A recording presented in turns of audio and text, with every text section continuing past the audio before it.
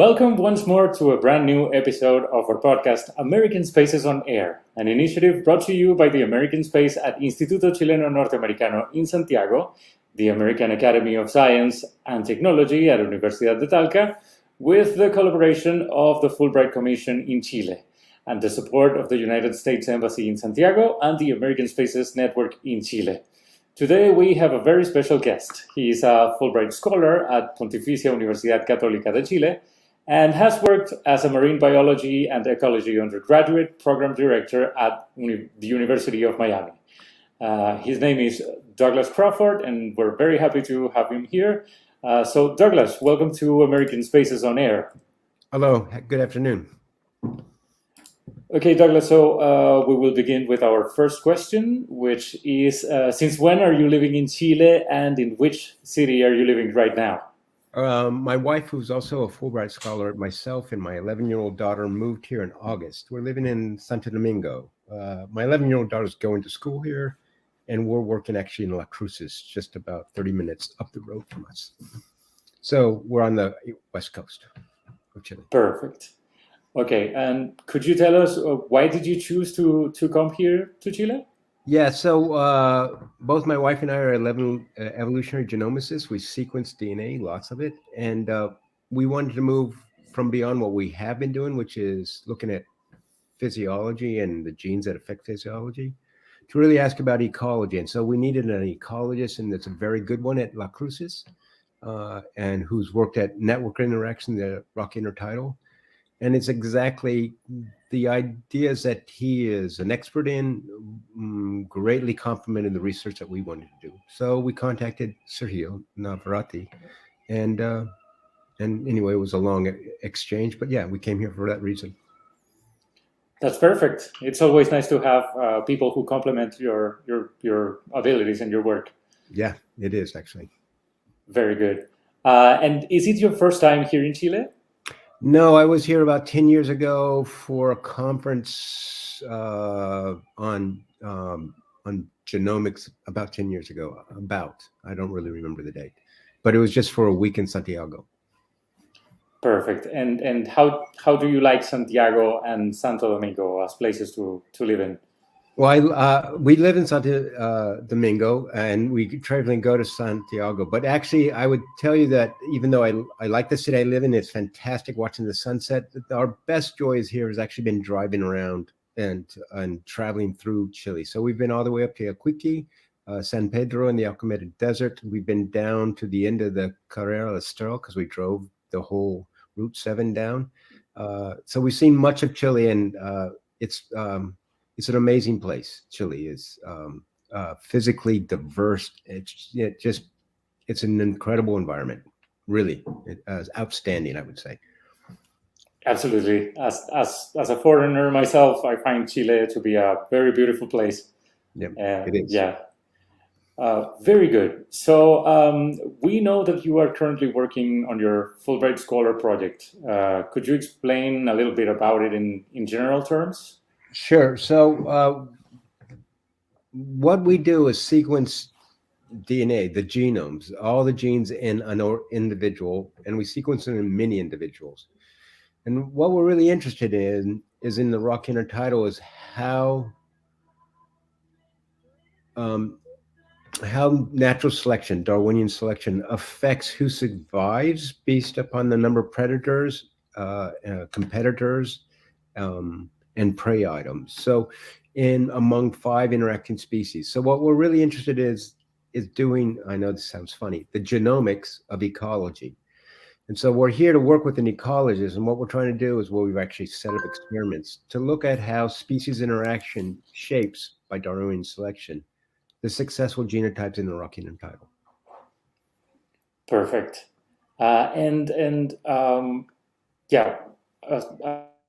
And earlier, this has to do with eco-evolutionary genomics. So how does it help us understand rapid environmental change? So what's funny is 7 years ago, I wouldn't have told you rapid evolution wasn't possible, but it turns out that not only lots of labs across the world, because you can sequence genomic DNA, you can find signatures of rapid evolutionary change. That it happens much faster than and much more widely than ever expected.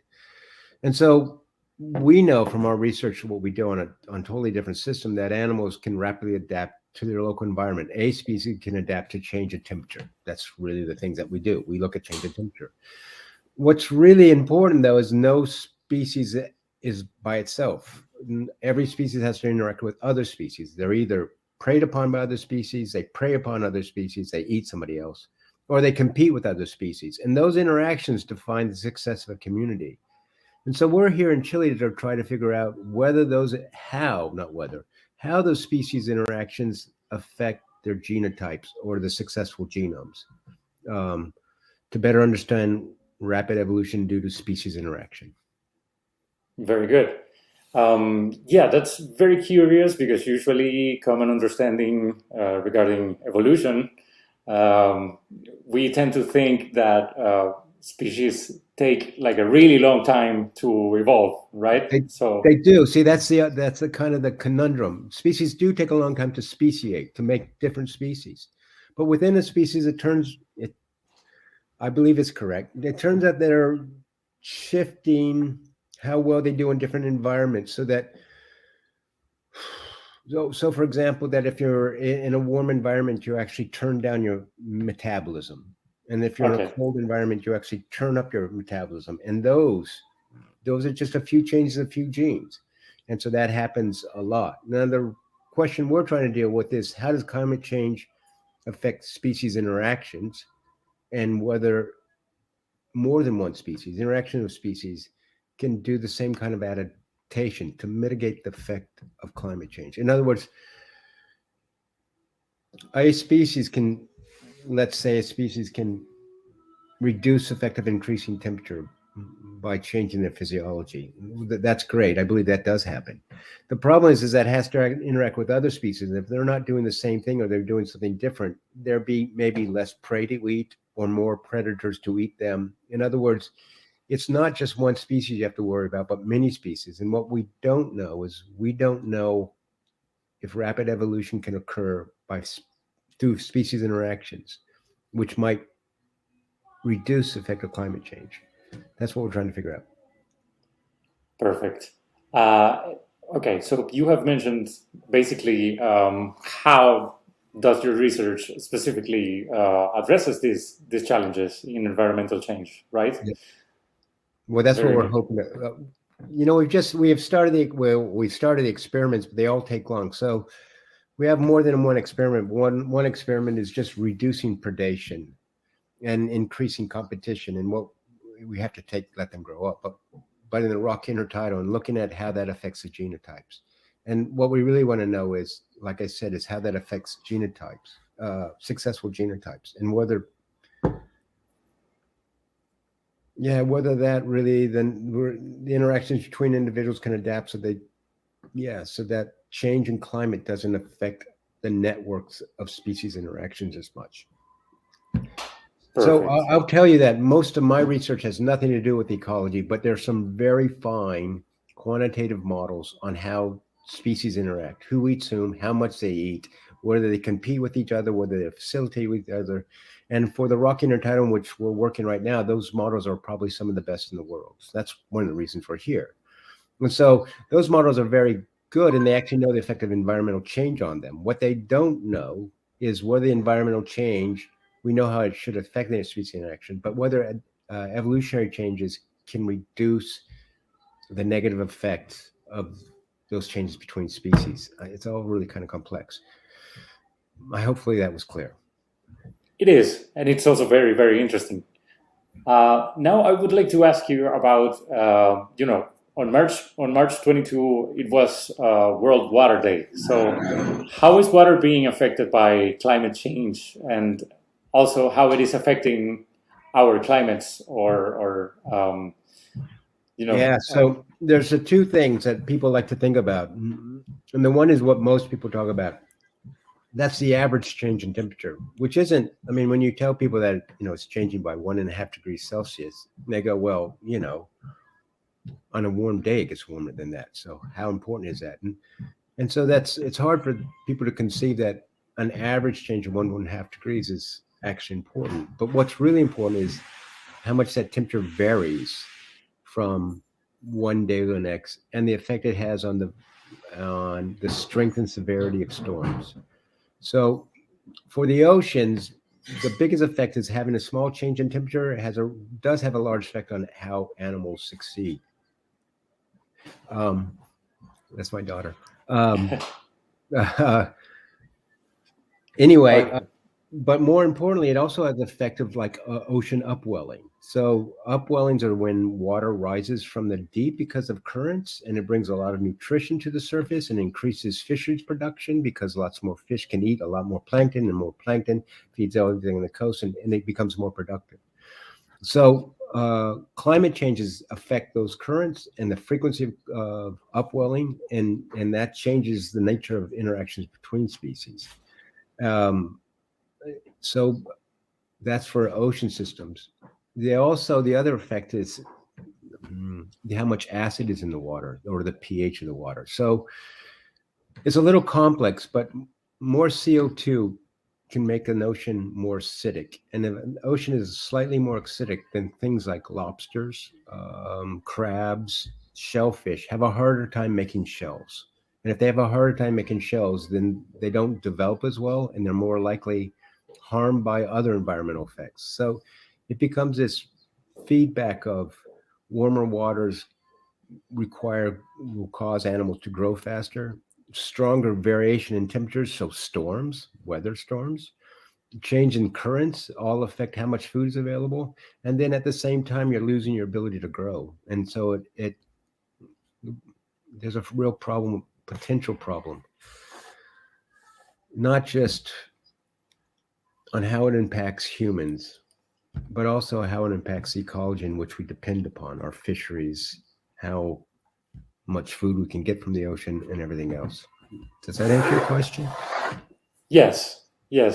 I'm also wondering, you were mentioning that acidic oceans or water can create problems for species like crabs and lobsters. And of course, this would mean that they are forced to evolve, right? Yeah, so that's a great question. No, go ahead and finish your question. I think I know what it is, but yeah. Yeah, can this be a cause of rapid evolution? Yeah, so that's a very good question. It's something you can adapt to, and this is where, unfortunately, you have to look at every species. I don't want to get too technical. The ability to rapidly evolve depends upon having large population sizes, because there's a lot of genetic variation. And so this is a silly example, but I don't know a better one for it. Imagine all the different hair colors there are. Everything from bright white, blonde, light blonde, strawberry blonde, reds, dark hair, dark brown hair, really black hair, shiny black hair. Imagine all those hair colors are only possible because there's lots of different genes affecting them. Now multiply that times 1,000. And that would be kind of the idea of genetic variation for some important trait, being able to make a shell when it's acidic out. And so the question is that variation available? Are there a bunch of redheads, blonde hairs, black hair stuff for shell morphology? Is there a bunch of genes that are effective? If there isn't, then you can't. So part of the things that we're really interested in, and part of the things that's really important is defining the variation among any species. So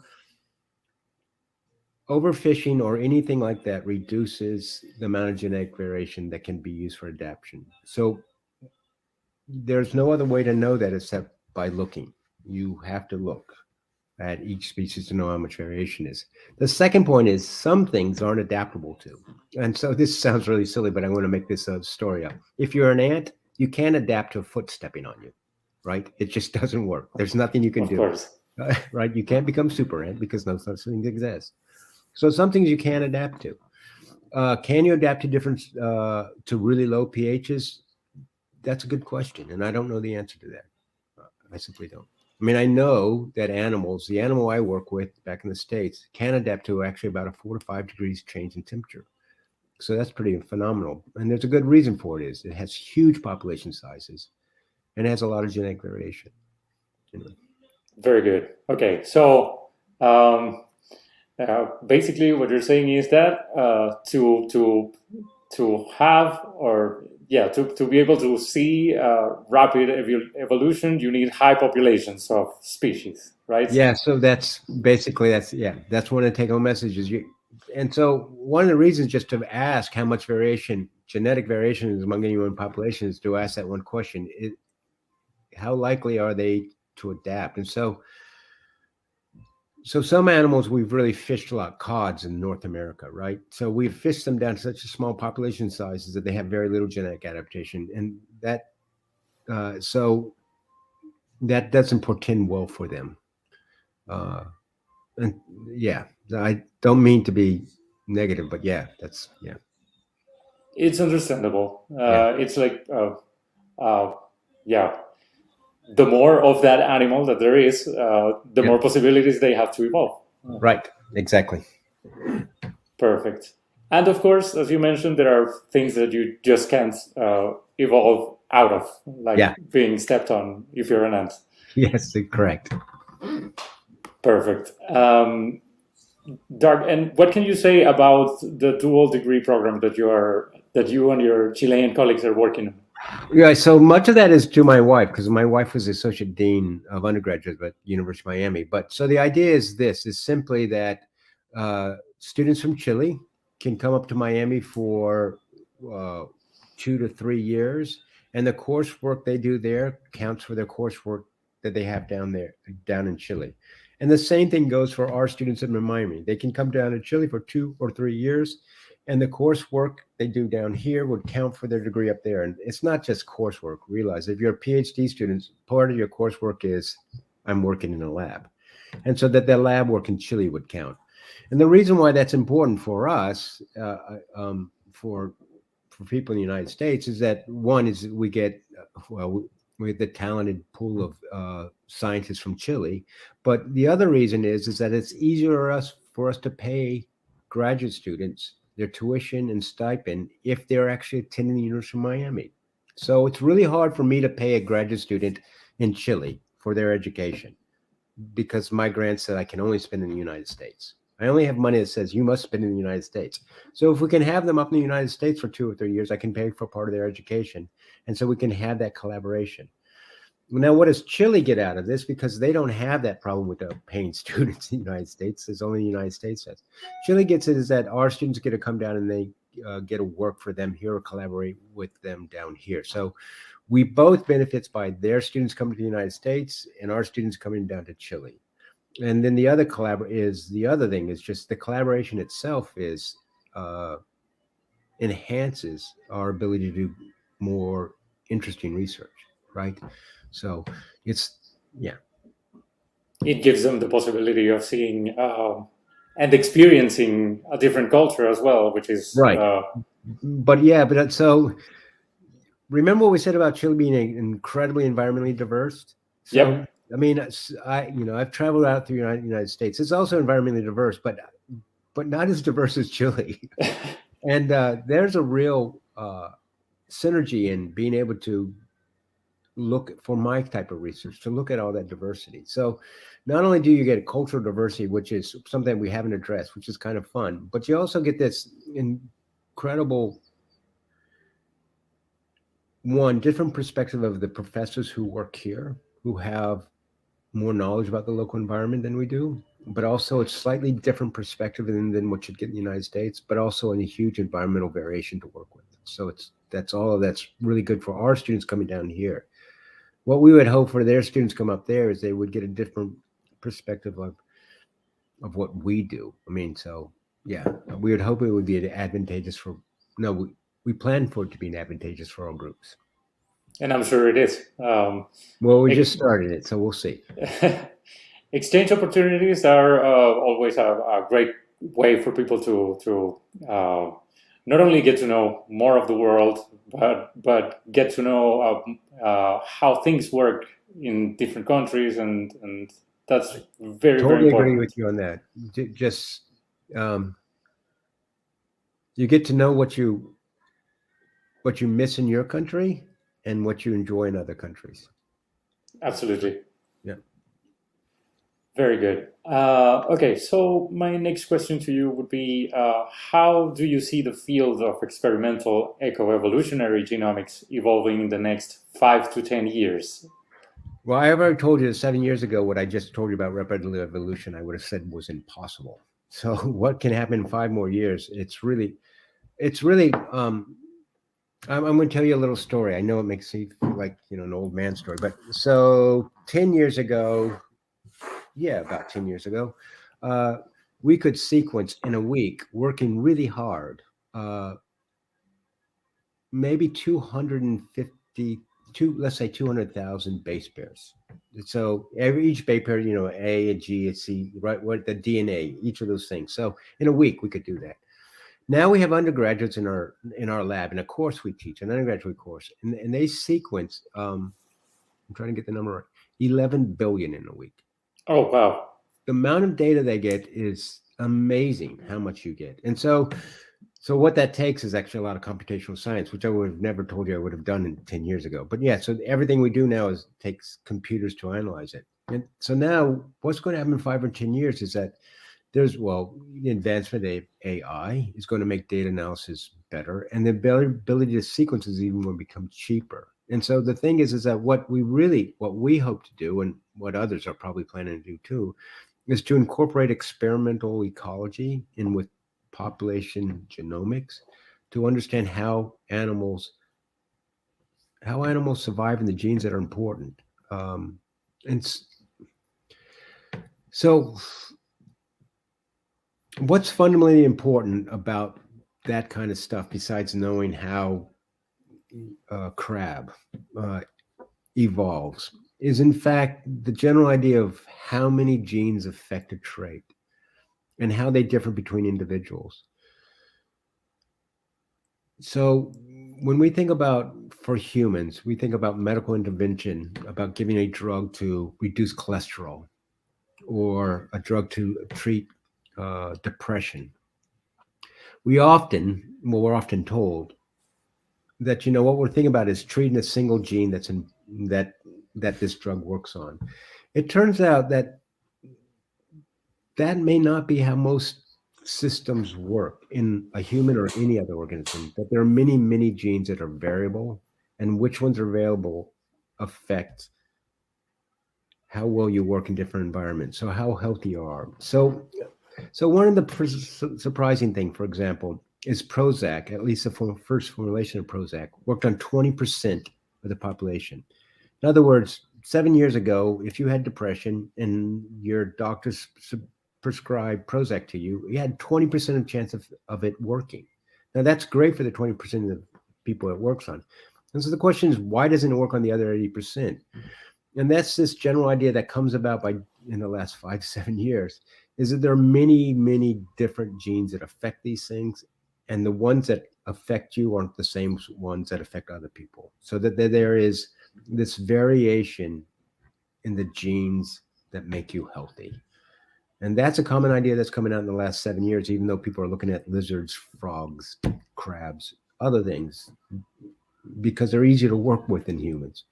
And that's kind of the insightful thing. So you asked me, what do I expect in 5 to 7 years? I wish I could tell you, but what I will tell you is that the ability to analyze data is going to become greater, and the ability to gather data is going to become greater. And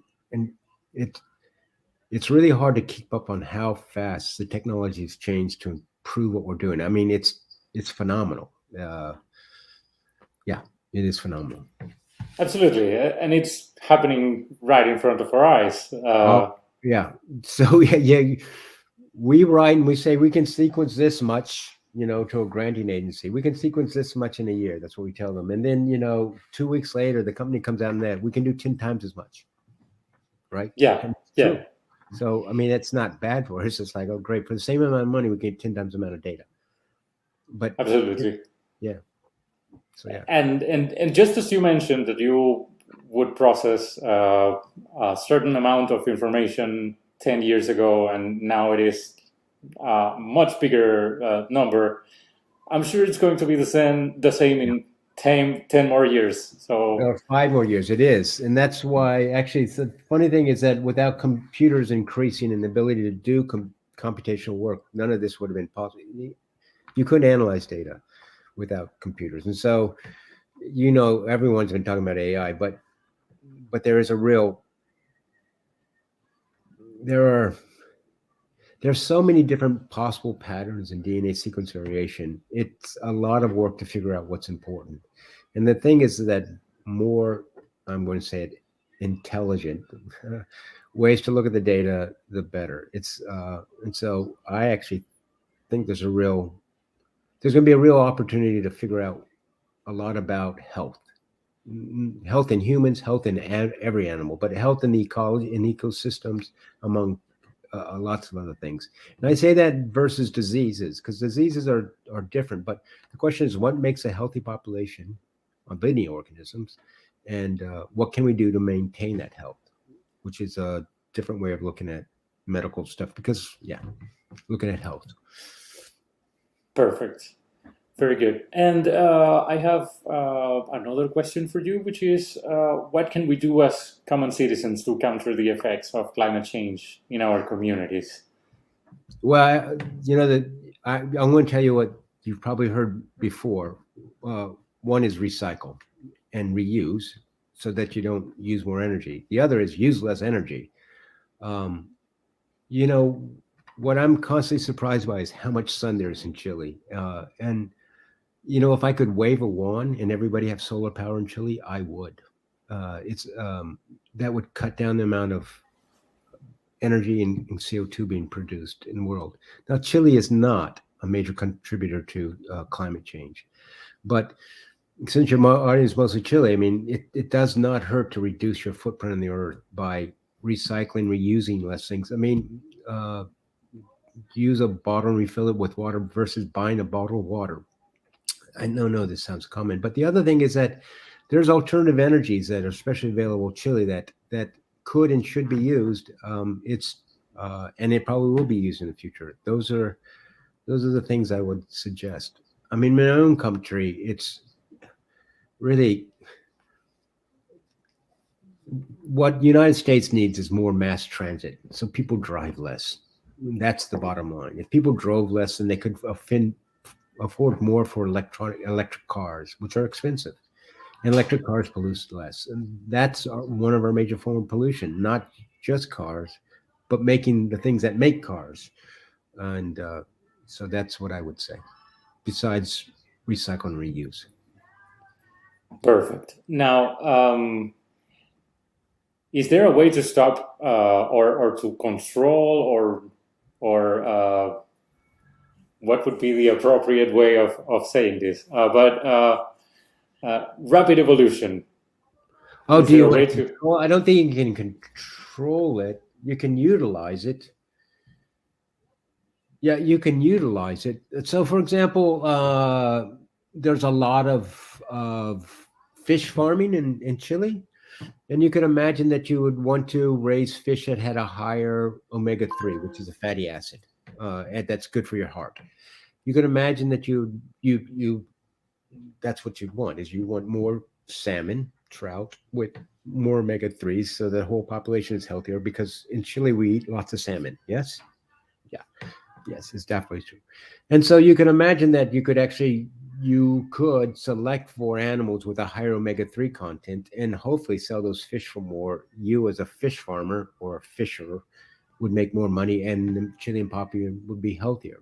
And so that's controlling, and all that is selective evolution. It's like choosing dogs with long hair or